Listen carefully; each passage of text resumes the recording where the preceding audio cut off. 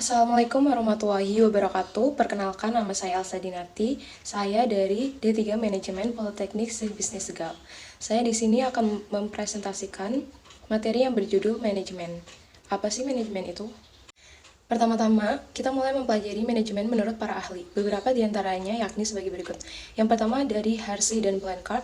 Menurut Hersey dan Blanchard, manajemen adalah proses kerja yang sama antara individu dan kelompok beserta sumber daya lainnya dalam mencapai tujuan organisasi. Proses ini dimaknai sebagai fungsi dan aktivitas yang dilaksanakan oleh pemimpin dan para anggotanya dalam bekerja sama agar tujuan organisasi dapat tercapai. Yang kedua yaitu menurut Kamars, manajemen adalah usaha-usaha memanfaatkan berbagai sumber daya yang bersifat fisik maupun non-fisik untuk menyelesaikan suatu pekerjaan atau masalah dengan baik.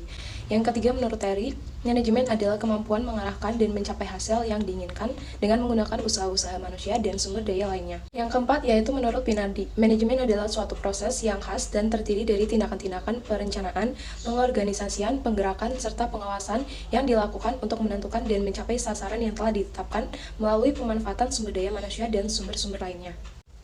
Yang kelima, menurut Follett dan Denim, manajemen adalah seni menyelesaikan pekerjaan melalui orang lain. Dalam hal ini, seorang manajer yang bertugas mengatur dan mengarahkan orang lain untuk mencapai tujuan organisasi tersebut. Berdasarkan pengertian manajemen, yaitu adalah suatu proses merencanakan, mengelola, mengatur, serta mengendalikan berbagai sumber daya, termasuk manusia, keuangan, dan material untuk mencapai tujuan organisasi. Tujuan manajemen ada banyak. Yang pertama yaitu untuk memaksimalkan efektivitas dan efisiensi.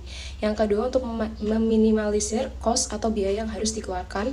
Yang ketiga untuk memotivasi karyawan atau anggota organisasi secara positif.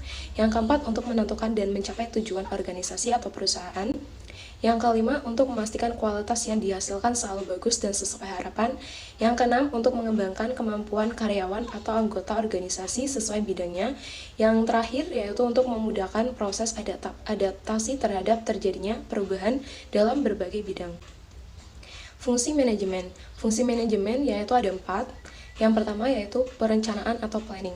Fungsi ini melibatkan penetapan tujuan dan merumuskan langkah-langkah strategis untuk mencapainya. Dengan perencanaan yang baik, Anda akan memiliki peta yang jelas tentang apa yang harus dilakukan, kapan harus dilakukan, dan siapa yang akan melakukannya. Yang kedua, ada pengorganisasian atau organizing. Pengorganisasian adalah proses menyusun dan mengatur sumber daya sehingga setiap bagian dari organisasi dapat bekerja secara efisien. Ini termasuk pembagian tugas, pembuatan struktur organisasi, dan penetapan tanggung jawab.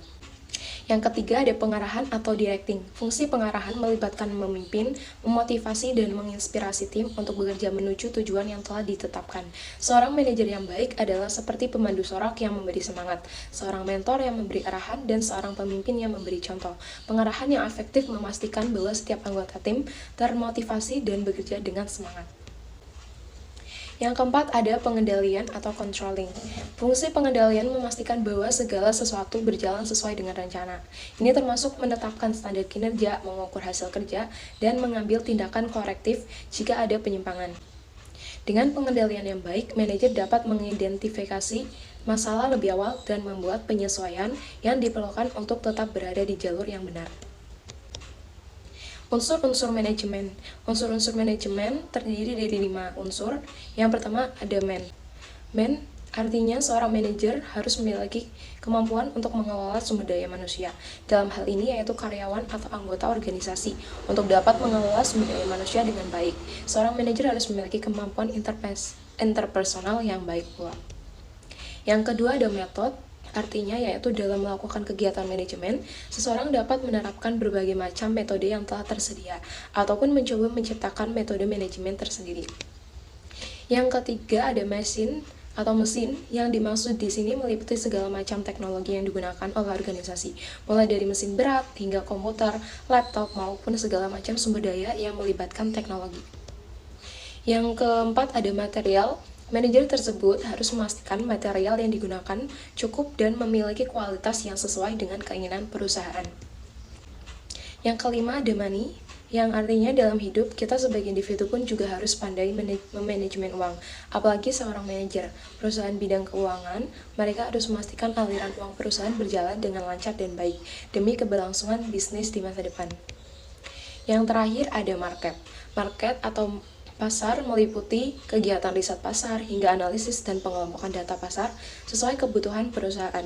Dengan melakukan manajemen pasar, perusahaan dapat memasarkan atau menjual produk mereka kepada target yang lebih sesuai, sehingga kemungkinan terjadinya pembelian dapat lebih tinggi. Jenis-jenis manajemen. Yang pertama, manajemen sumber daya manusia atau SDM. Manajemen SDM yang memfokuskan pada pengembangan sumber daya manusia dalam organisasi. Manajemen SDM mencakup aktivitas seperti rekrutmen, pelatihan, manajemen kinerja, dan pengolahan hubungan karyawan. Tujuan dari manajemen SDM adalah untuk meningkatkan kinerja dan produktivitas karyawan untuk memastikan bahwa organisasi memiliki sumber daya manusia yang berkualitas untuk mencapai tujuan bisnis. Yang kedua, manajemen pemasaran. Selanjutnya, manajemen pemasaran adalah jenis manajemen yang fokus pada pengembangan strategi pemasaran, penjualan, promosi, produk atau jasa untuk memenuhi kebutuhan dan keinginan konsumen. Manajemen pemasaran mencakup aktivitas seperti riset pasar, pengembangan produk, penetapan harga, promosi, dan distribusi. Tujuan dari manajemen pemasaran adalah yaitu untuk mencapai keuntungan dengan memenuhi kebutuhan dan keinginan pelanggan. Yang ketiga, manajemen keuangan. Selain itu, terdapat manajemen keuangan yang khusus menangani pengelolaan keuangan perusahaan, termasuk perencanaan keuangan, pengelolaan risiko keuangan, dan investasi. Tujuan dari manajemen keuangan yaitu untuk mengoptimalkan penggunaan sumber daya keuangan perusahaan dan menghasilkan keuntungan atau profit yang berkelanjutan. Yang keempat yaitu manajemen operasional. Manajemen operasional memfokuskan pada pengelolaan proses bisnis, termasuk pengelolaan rantai pasokan, manufaktur, dan layanan pelanggan. Tujuan dari manajemen operasional adalah untuk meningkatkan efisiensi dan efektivitas operasi bisnis dan untuk mengoptimalkan penggunaan sumber daya. Yang terakhir yaitu manajemen bisnis. Terdapat jurusan manajemen bisnis. Jurusan ini merupakan jurusan manajemen yang mencakup seluruh aspek manajemen di sebuah organisasi, termasuk manajemen operasional, pemasaran, keuangan, dan SDM.